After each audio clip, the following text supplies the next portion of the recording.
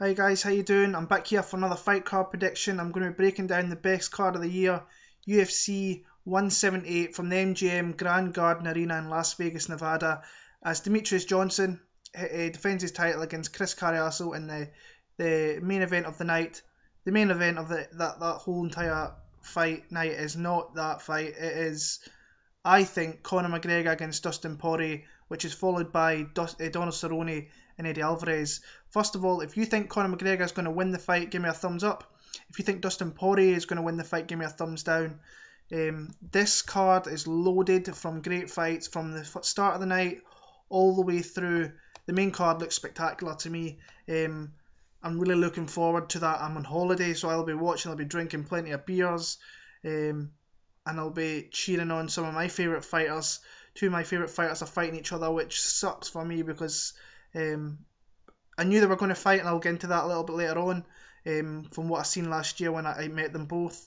But I'm going to get straight into it. I'm going to start in the bantamweight division. We've got Manny Gamburian against Cody Gibson. I believe this is Manny's first trip down to the bantamweight division.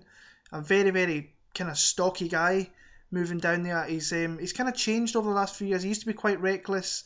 Used to have exciting fights. His fights nowadays aren't great, to be fair.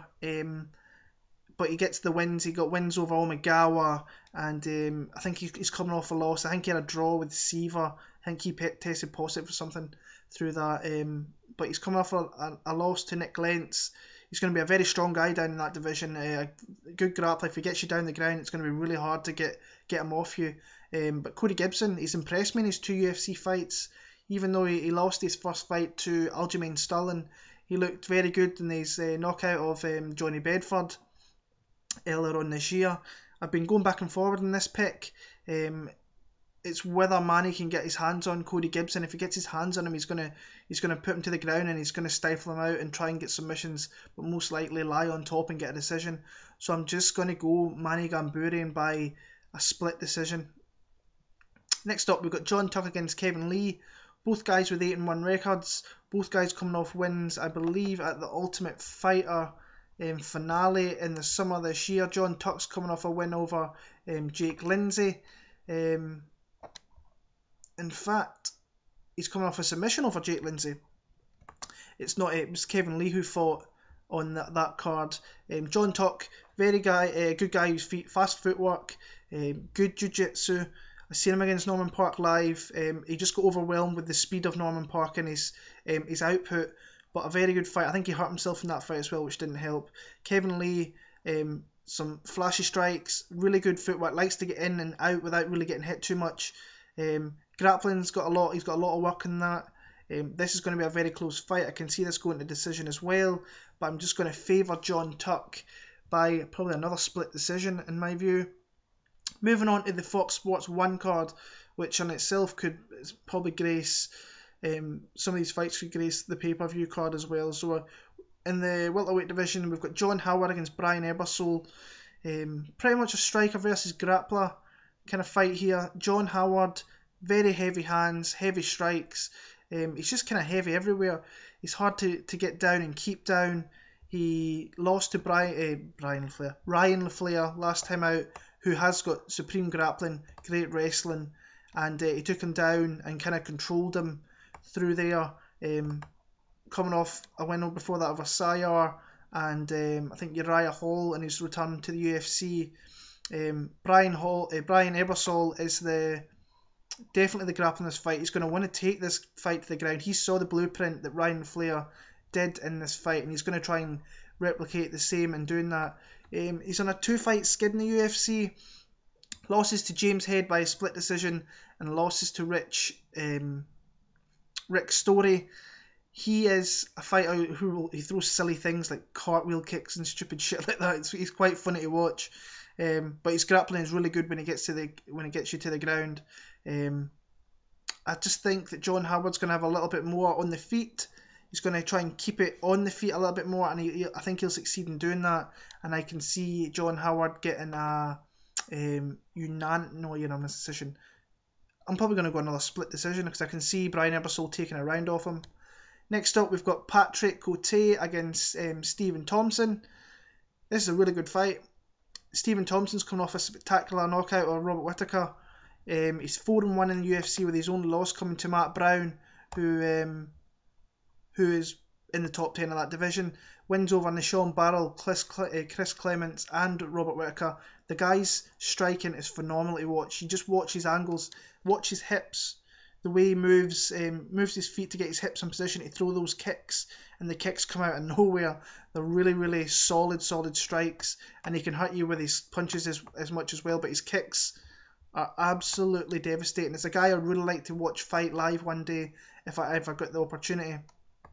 Next up is Patrick Cote, the veteran, who's coming off a win over Kyle Noak back in April.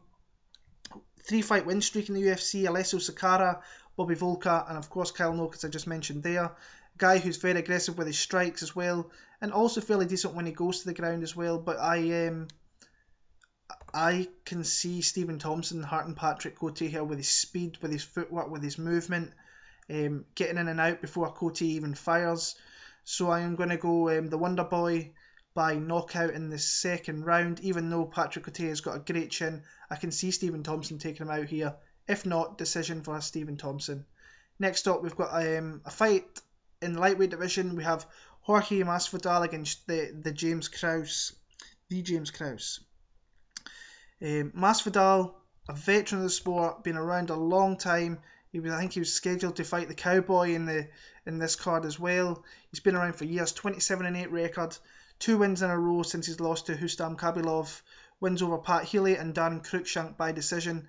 Before that, he beat Michael Chiesa, Tim Means and Justin Wilcox back there before losing to Gilbert Melendez. A guy who throws flashy strikes. He's got great submissions from the top. Don't really see them that often. Not as great on the bottom. He hasn't got great submissions from the bottom. Takes a lot of strikes down there as well. He is against James Krause here. He's probably not going to keep this on the feet, but he is very well averse to going to the ground as well. Met this guy in Dublin. Such a cool guy. He's great to be around. Gave me a lot of his time, which I thank him very much. I actually watched him roll with Zach Cummins when he was in Dublin as well.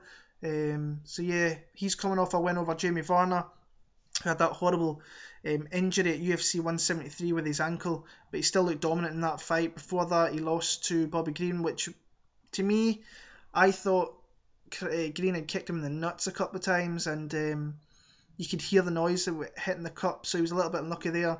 And before that, he had an absolute phenomenal last minute submission against Sam Stout at UFC 161 to get a great performance of the night bonus there as well. A submission of the night, I think it was. I like James Krause. There's not going to be a lot in this fight. I think I'm just going to go with James Krause by decision, but there isn't much in this one. It's a toss-up fight in my opinion. Next up, October 1st, 2011 was the last time we saw the former UFC bantamweight champion Dominick Cruz fight in the UFC. Can't believe it's nearly 3 years since this guy's had some horrific injuries, horrible luck with injuries, and it's absolutely, I've never been his biggest fan. I've always been an admirer of his skill set, never been a big fan as my Uriah Faber fan, but it's so good to see him back here. I actually really like him as an analyst on the Fox Sports cards, but it's so good to see him back where he belongs in here, and hopefully he gets himself back up into that elite of the bantamweight division. He's against Takeya Misagaki here, which I think is a really good fight for him to come back to. Misagaki is kind of one, he's very hard to take down. He has very good technical striking, throws his jabs very well. When he gets in the clinch, he lets some shots off with elbows and uppercuts and punches, moves away, and he just keeps popping that jab and keeping you away from him like he did against Cisco Rivera. Also very good footwork, not as fast as some of the other guys I've mentioned here before, but he's coming off, what I'm seeing here, he's got 5 wins in the UFC in a row. Holy shit. Jeff Holland, Brian Caraway, Eric Perez, Nam Fan, and before I mentioned Cisco Rivera. So the guy's on a 5-fight win streak. Didn't think it was as many, so I thought it was only maybe 3. Dominick Cruz, the epitome of movement. Hopefully he's still got all this movement they had before the injuries came in. Very light in his feet, on the balls of his feet all the time, throwing strikes, getting in and feinting and throwing strikes at the same time. Good wrestler. He's coming from a wrestling background. He's just a really, really good fighter, and it's great to see him back. I can see him winning this fight all day long by a decision. So Dominick Cruz by unanimous decision. On to the main card, we start in the women's bantamweight division with another fighter who's making a return after about a year and a half out, close to a year and a half, and it's Kat Zingano against Amanda Nunes. Kat Zingano has had just terrible luck. She's come off that fight of the night performance. She was probably losing that fight. She was down 2 rounds, came back, knocked out Miesha Tate. I thought it was a little bit premature by Kim Winslow to jump in and stop that fight, but I can't really complain. It's if that's what the ref sees. What the ref sees. Was supposed to go in the Ultimate Fighter season opposite Ronda Rousey, and then she suffered a horrific injury to her knees, and ever since then it's just been terrible for her. I think she re-injured her knee a little bit, and then some terrible sad news of her husband taking his own life, which was horrible. So it's great to see her back in here in the octagon, and she's got a fighter here in Amanda Nunes who's she's won her 2 fights in the UFC, looked very good doing so. I think she knocked out her last opponent, if I remember right, Jermaine de Randamie. She's actually won her 2 fights via TKO. So this is a good fight for her to come back to. Kat Zingano's 8-0. I think she's a little bit better everywhere. She's going to strike with her, and I think Amanda Nunes is going to want to try and stay away from Zingano's striking, and Zingano's going to take her down and possibly submit her. So I'm going to go Kat Zingano by submission late. I'm going to go 3rd round submission. Next up, a middleweight fight. Tim Kennedy against Yoel Romero. Tim Kennedy, don't want to get into him too much. I'll give him props. He beat Mike Bisping, who is a douche. Can't really stand him, so I give him props on that. Well done, Tim. Strong fighter, very strong fighter in that middleweight division. He's putting himself up there. He's got a good opponent here in Yoel Romero, who it's going to be one of these fights who gets the takedown, and if Yoel Romero gets the takedown, he's got to keep Kennedy there. Kennedy's going to always try and get back to his feet, and Romero is one of the best wrestlers and best grapplers in that middleweight division. He gets you down, it's very hard to get back up. But Kennedy, not to be underestimated, is very good with his submission game. He has great grappling and wrestling as well. I'm just going to go for Yoel Romero because I think he's a really dangerous guy in that division. Kennedy is as well, to be fair, but I prefer Yoel Romero in this fight, so I'm going to go Romero by a split decision. Next up, the best fight of the night on this entire card.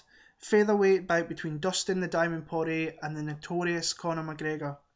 Right, October last year, I met Dustin Poirier and Conor McGregor for the first time. They were both there as guest fighters throughout the week, and you could tell from the get-go that these two were going to fight. I had 2 or 3 separate occasions where I spoke with Dustin Poirier. He says he's a cool guy, but he just talks too much and he doesn't like that. He hasn't done anything in the division yet, which is true enough. He was coming off his 2nd fight in the UFC. He's went over Max Holloway. He's coming back from his knee surgery.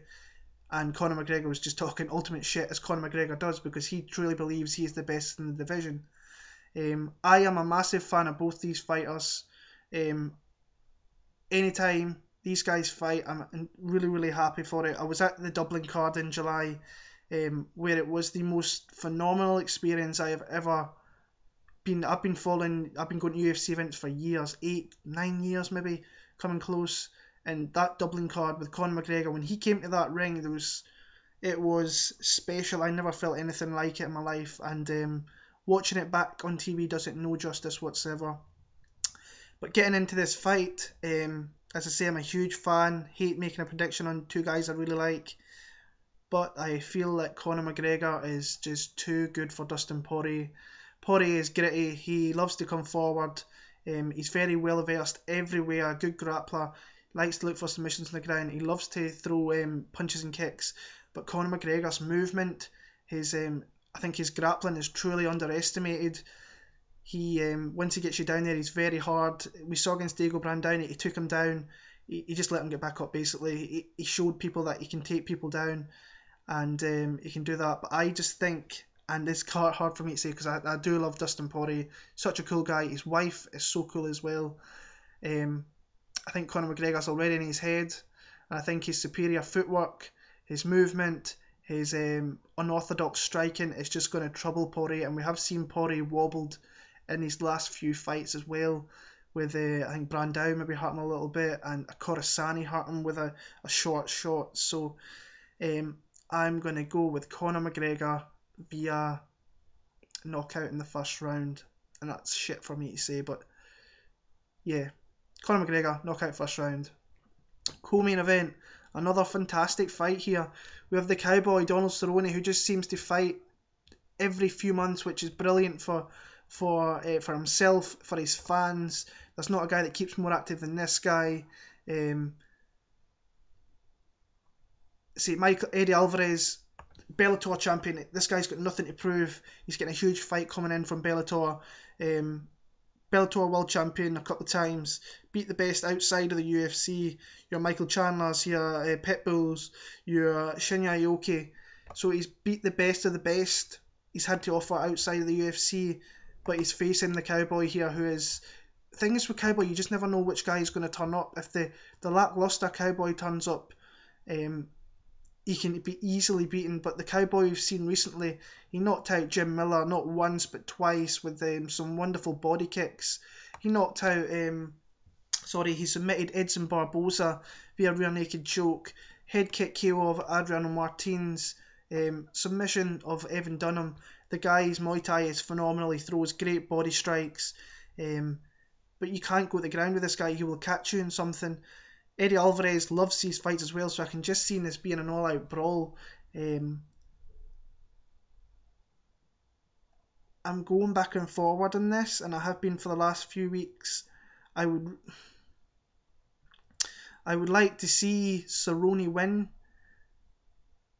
but I've got the sneaky feeling I'm going to pick Donald Cerrone to win via decision, but I think that Eddie Alvarez might actually do it. So, but my official pick, Donald Cerrone by submission, by decision. So there we go. And in the main event, we've got the UFC Flyweight title, which absolutely sucks.